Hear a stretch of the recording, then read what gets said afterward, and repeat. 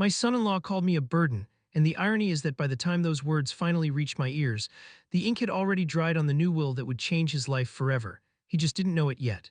Before we continue, please subscribe to the channel and write in the comments what time it is where you are now.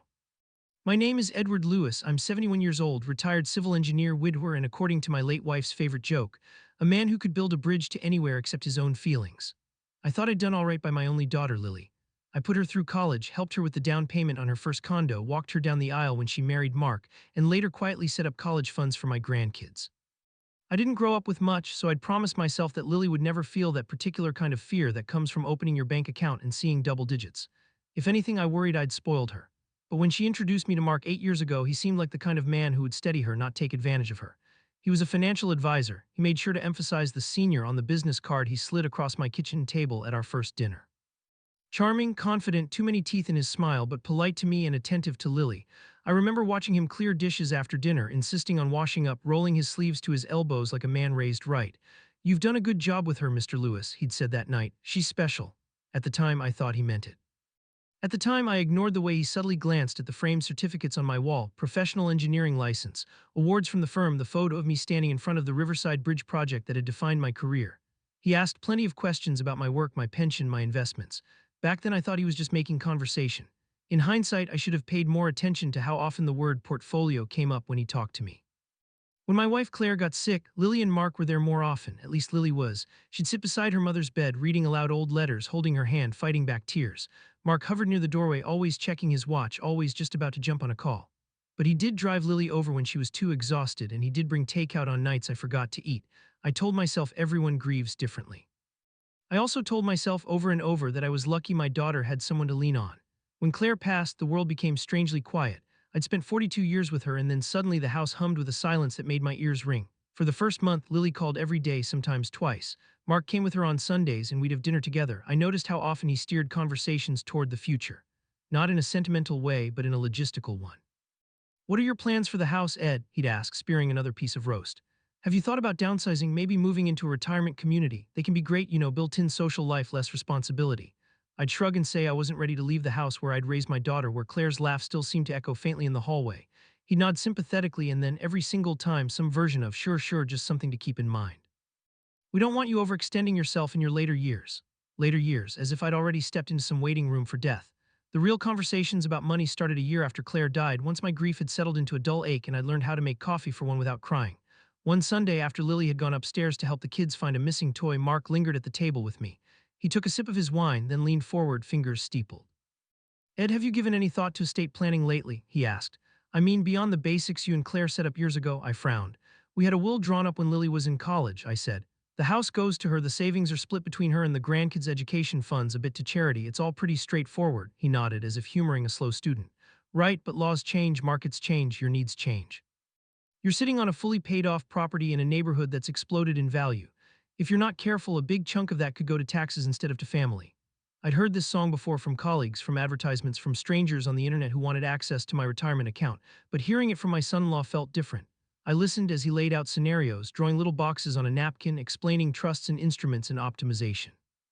Some of it made sense, some of it felt like he was building a maze I'd need him to navigate. When I asked which parts were truly necessary, he smiled that big smile and said, "Ed, the smartest thing you can do is delegate the details to someone you trust." Meaning him. I didn't agree to anything that day, but the seed was planted, not the seed he thought of surrendering control to him, but the seed of suspicion. I started noticing things I'd ignored before. The way he corrected Lily when she mentioned my help paying off her student loans. "You did that with your hard work too," he'd interject. The way he introduced me at parties. "This is Lily's dad, Ed. He's retired now, enjoying the quiet life." Never once mentioning the literal bridges I'd built that his friends drove across. The way he always offered to take a look at my investment accounts, joking that old people shouldn't leave money lying around unmanaged. The first real red flag, though, came from my grandson Jacob. Kids don't filter, they simply report. I'd taken him and his little sister Emma to the park one Saturday, the first weekend of spring, warm enough to ditch the heavy coats. Emma was busy constructing a sand cake. Jacob sat beside me on the bench, swinging his legs. "Mom says you're moving soon," he announced. "She does she?" I asked, carefully neutral. "Where am I going to?" "Retirement place," he said, stumbling over the word. "It's like a big house with lots of old people. Dad says it'll be easier for everyone." The words "easier for everyone" tasted bitter in my mouth. "Did he now?" I said. "What else does Dad say?" Jacob shrugged, unconcerned. "That you forget stuff and that you shouldn't drive so much, cause your reaction something is slower." He frowned, struggling. Reaction time, I supplied. Yeah, reaction time, and that houses with stairs are dangerous for you. I thought of the morning I'd slipped on the last step carrying laundry because I'd been half asleep from a late night of reading. Lily had fussed over me, asked if I was dizzy, if I'd eaten. Mark had said, half joking, see, this is what I mean, one bad fall and we'll all be in a mess. I'd laughed it off.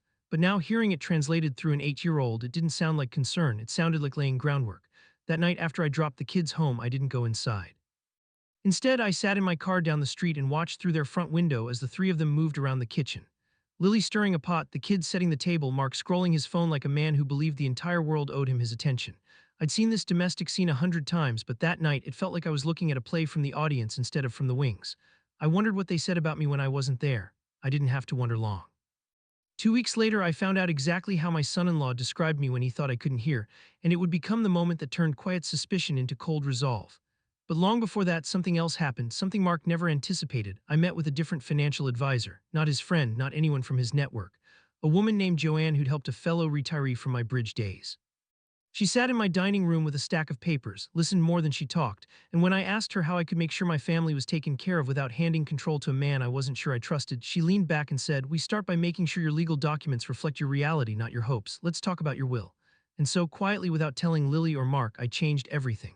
New will, new executor.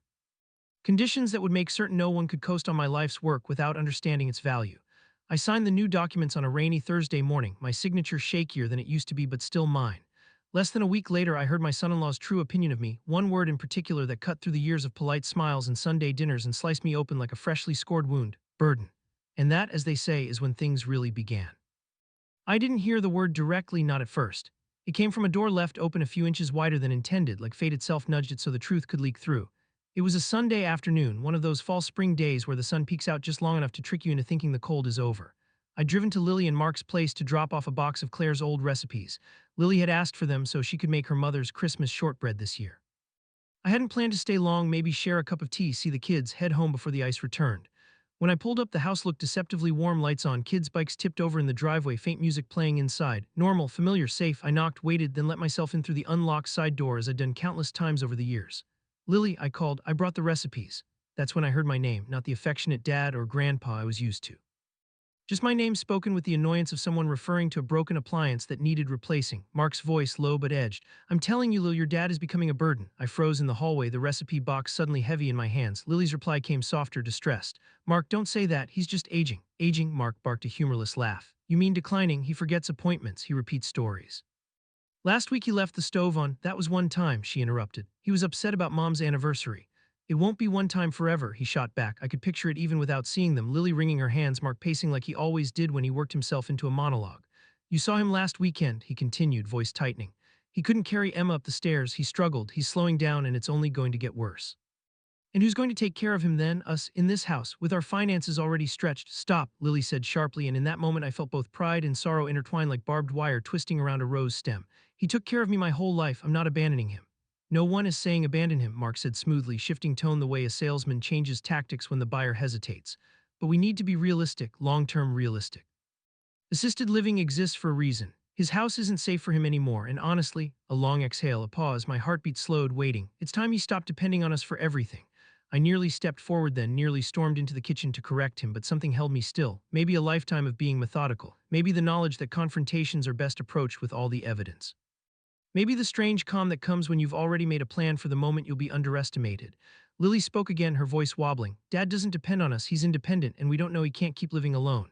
Oh, come on, Mark said, frustration boiling over. You're blind because he's your father, but look at the facts. He can't maintain the house forever, he's slowing down physically, he needs supervision, and it's not fair to put that all on us. Silence. Then softly, painfully, Lily asked, what do you want to do, Mark? His answer sliced clean through the illusion of family harmony. Convince him to sell the house, move into assisted living, use the proceeds to cover his future care. We can't afford to carry him, Lil, he's already becoming a burden. That word, burden, heavy, final. A stone cast into still water creating ripples that reached every corner of my chest. I'd heard enough. I stepped back quietly, retreated toward the door before the conversation could twist deeper into places I couldn't unhear. But just as I reached the threshold, something else caught my attention, the low hum of voices shifting, followed by Lily's voice cracking. I don't want to make him feel unwanted. He won't, Mark insisted. We'll make it sound like it's his idea. Old people hate being told what to do, but they're usually relieved when someone takes charge. Usually relieved. I felt a bitter laugh trying to rise. They didn't know me as well as they thought. They didn't know what I'd already done, the documents tucked away in my desk drawer, the fine print that would one day rewrite everything they assumed was guaranteed. I slipped out quietly and closed the door behind me, noticing that the recipe box rattled slightly in my shaking hands. I drove home slowly, replaying the word until it lost meaning, then gained new ones: burden, responsibility, obligation, weight. I'd felt heavy before during Claire's illness, during the lonely months after, but never like this. Never heavy in someone else's eyes. When I pulled into my driveway, I didn't get out immediately. Instead, I stared at the house illuminated in the dim winter light. Claire had always said it felt alive, full of warmth, full of memories. I touched the steering wheel and whispered, "Burden, huh? Well, sweetheart, he's going to choke on that word soon." Inside, I set the recipe box on my kitchen counter and made myself a cup of tea. The house felt colder than usual, not physically, emotionally. The quiet wasn't comforting anymore, it was accusatory. I sat at the table and took out the folder Joanne had prepared: the will, the notes, the amendments. I reread every clause, every contingency. I'd done this months ago, but tonight it felt different. Tonight it felt justified. The next morning, before Lily could call or Mark could craft the next phase of his manipulation, I made a decision. I was going to give them a chance to be honest. Not because I needed their honesty, God knows the truth had already made itself clear, but because I wanted to see how far they would go, how deep the deception ran, so that when the consequences arrived, I could say I'd given them every opportunity to step back from the edge. But life rarely goes the way we plan it, and the opportunity I intended to give them, it came sooner and more brutally than I ever expected, because 3 days later Mark said the word again. Only this time he made sure I heard it, and he said it with intention, with precision, with the confidence of a man who believed he understood power dynamics. And that day, standing in their decorated living room with my own daughter looking torn and exhausted, I finally understood that the man she had married wasn't just inconsiderate or short-sighted. He was dangerous in the slow, creeping way that erodes a family from the inside out, the kind of man Claire had once warned me about without knowing his face. And as he stood there, calling me a burden a second time, he sealed his fate, because by then my will had been changed, signed, notarized, protected. And I had no intention of dying quietly. 3 days after overhearing that first conversation, I found myself standing in Lily and Mark's living room, pretending everything was normal while the truth pulsed beneath my skin like a bruise that wouldn't fade. I'd brought Christmas gifts early, small things for the kids, a framed wedding photo for Lily, and a bottle of wine Mark liked. The kind of gestures a burden makes, apparently. The house looked festive, garlands draped over banisters, a scented candle burning something like cinnamon and pine. Lily greeted me with a fragile smile, the kind that wobbles when someone is trying too hard to hold themselves together. Mark hovered behind her, his expression carefully neutral, the expression of a man who had practiced pleasantness in the mirror.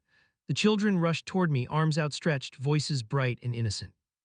Their joy softened me for a moment, enough to make me question whether I'd misheard, misinterpreted, let grief twist something benign into something harmful. But then Mark opened his mouth.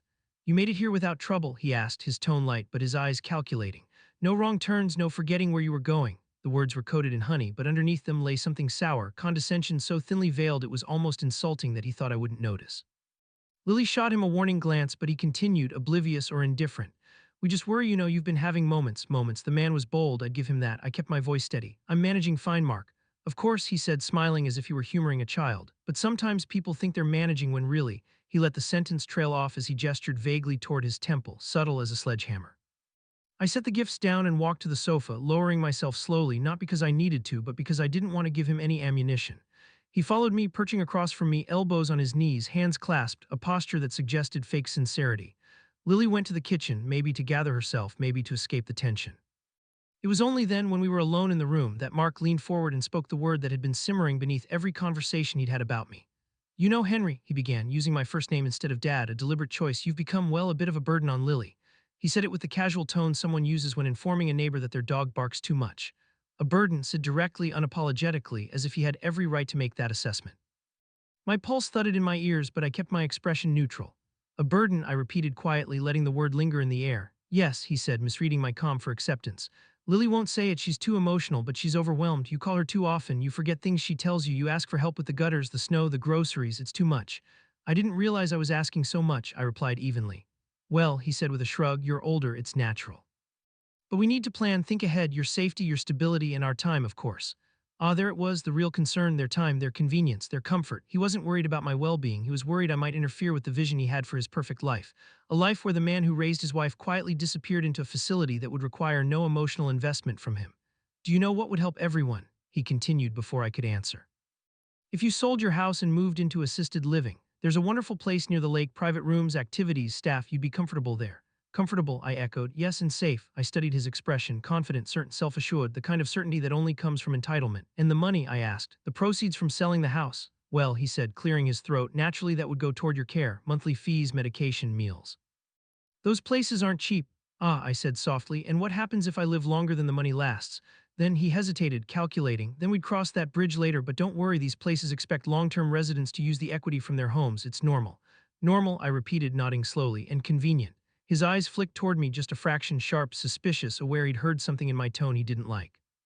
Before he could respond, Lily returned with a plate of cookies. She smiled nervously as if sensing the shift in the air but not knowing its cause. Everything okay? She asked. Just discussing options for Dad's future, Mark answered brightly. He understands. I watched Lily's face crumble for a split second. She didn't want this conversation, but she didn't know how to stop it. She didn't know he'd already said the word again. She didn't know he'd been rehearsing this plan behind her back.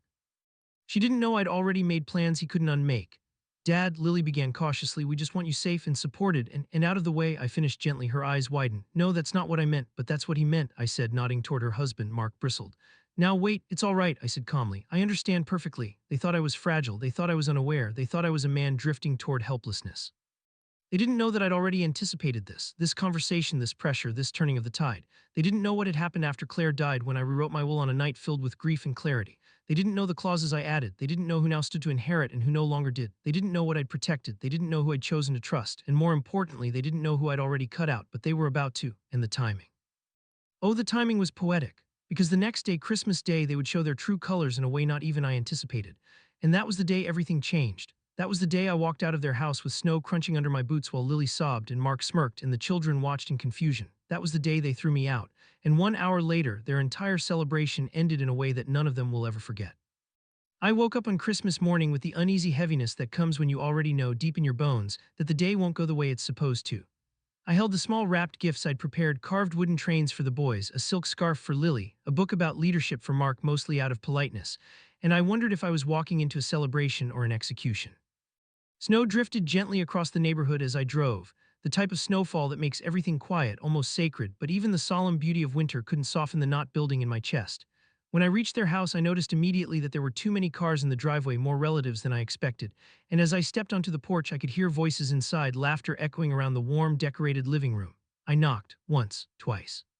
Took longer than reasonable before the door opened. It was Mark. His smile was so artificial it might as well have come pre-printed on glossy cardstock. Oh, he said, sounding disappointed but pretending not to be, you actually made it. The cold air around us suddenly felt warmer than the welcome he offered. Before I could answer, he stepped aside just enough to let me in, not out of courtesy but because Lily appeared behind him. Her face was tight, her eyes red, she'd been crying already. Dad, she whispered, and for a moment she looked like a little girl again, seeking comfort. But then her expression hardened, as if she remembered a script she had rehearsed. We need to talk before everyone gets settled, a phrase that never means anything good. They led me into the dining room, away from the Christmas tree and the cousins and the warmth of family. The door closed behind us, muffling the festive noise. Lily wrung her hands, glancing between me and her husband, clearly torn but also clearly influenced. Mark cleared his throat. Henry, he began, adopting that mock gentle tone he used when speaking to elderly strangers, we think it's best if you head home. Christmas will be a bit hectic this year. We don't want you to feel overwhelmed. Overwhelmed, I repeated. Or inconvenient, the flash of irritation across his face confirmed which word he preferred. Before he could respond, Lily cut in quickly, desperation spilling through her voice. Dad, it's not that we don't want you here. Then why, I asked softly, am I being asked to leave before I even take off my coat? She looked down. She couldn't answer, so Mark did. Because, he said with an infuriating shrug, the last few months have shown us that you just don't handle things the way you used to, and today, well, we don't want any accidents. The kids are running around, there's cooking noise. It's too much for someone your age. I stared at him, absorbing not just the words but the intention behind them. He wanted me gone, not next month, not next year now, Christmas Day. This is Lily's decision too, he added quickly when he saw the fury rising in my eyes. Lily swallowed hard. Dad, maybe it's better if we do Christmas together another day, a quieter day. I just need today to be simple. Simple. Removing me apparently made her life simple. Or so she believed under his influence. I nodded slowly, letting my gaze drift between them. I brought gifts, I said quietly. Just give them to the kids for me. Lily flinched, tears rising again. Mark's face softened only in triumph. I walked to the door in silence, not because I agreed, but because no argument would change what had already been decided in their minds. I opened the door, cold wind sweeping into the hallway. As I stepped outside, I heard the muffled sounds of Christmas morning, children laughing, relatives greeting one another, someone turning on holiday music, a celebration moving on without me. Then the door closed behind me with a soft but definitive thud. I stood on the porch for a moment, snowflakes gathering in my hair, and whispered to myself, a burden. They had no idea what was coming. I walked down the driveway slowly, not out of frailty but out of clarity. Because while they threw me out with cruelty dressed as concern, they had no idea that the one thing they valued most had already slipped through their fingers. My will, the house they lived in, The savings they believed were earmarked for their future. Months earlier, after hearing the first hints of Mark's resentment, after watching Lily bend herself into pretzels to please a man who saw me not as family but as an obstacle, I'd rewritten everything. My estate attorney, a sharp, no-nonsense woman named Sandra, worked with me for weeks to structure it so that my assets, including the house they believed they'd one day inherit, would go somewhere else entirely, to charity, to scholarships, to my sister's children, to anyone but the man who called me a burden. I hadn't planned to reveal it yet, but Christmas has a way of forcing revelations. I drove home, heated soup from the night before, and sat in silence. Not sad, just contemplative. Hurt, yes, but also strangely liberated. Because when you finally see the truth of how someone views you, it frees you from the hope that they will ever see you differently. An hour passed, then my phone rang. It was Lily's sister-in-law, Claire. She never called me unless something went terribly wrong. I answered immediately. Her voice came through frantic and breathless. "Henry, you need to come back. It's Mark and the police and the house. Something happened. You need to get here now." I stood frozen. "What happened?" I demanded. "Just get here," she pleaded before hanging up. I grabbed my coat and rushed outside, tires skidding slightly on the icy road as I sped back toward their house. Fire truck lights flickered in the distance. Cars were pulled onto lawns, neighbors stood clustered in the snow whispering. My heart pounded. What had happened in the 1 hour since they'd thrown me out? But as I got closer, as the scene came into full view, I realized something. Their celebration didn't just end. It collapsed spectacularly, publicly, irreversibly, and everything that followed, it all tied back to the will they didn't know I'd changed. When I arrived at the house, the scene was chaos wrapped in Christmas lights. Flashing red and blue from police cars reflected off the snow. Neighbors stood clustered in groups whispering, children being ushered inside by anxious parents. And on the lawn, the inflatable snowman listed sideways as if even it couldn't stand upright under the weight of whatever had happened inside that house.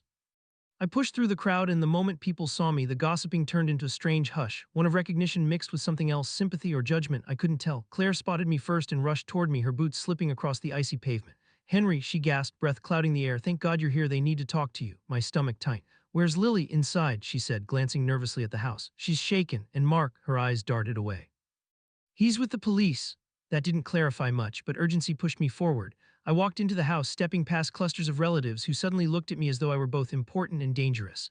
The Christmas tree still glowed in the corner, ornaments shimmering, a mocking contrast to the tension hanging in the room. Pine scent candles burned in the background, mixing with the harsh smell of cold winter air brought in by the constantly opening door.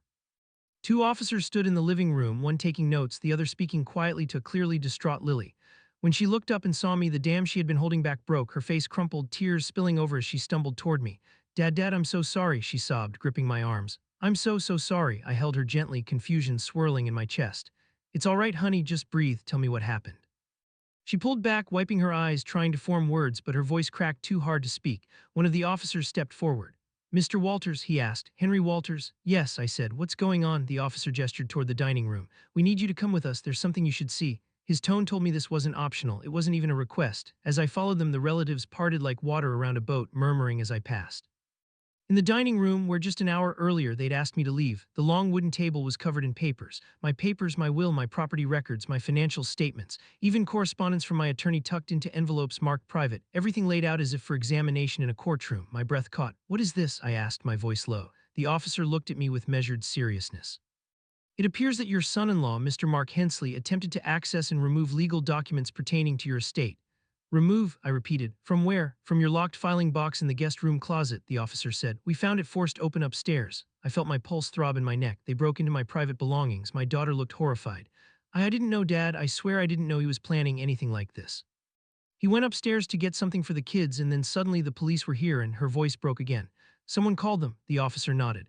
"One of your neighbors saw him throwing items into a trash bag from the upstairs window. The neighbor thought it was a break-in at first." I blinked. "Throwing my documents?" "Yes," the officer said. "He also attempted to burn some of the paperwork in the fireplace. Thankfully, nothing caught." I inhaled sharply, disbelief and anger twisting together in my chest.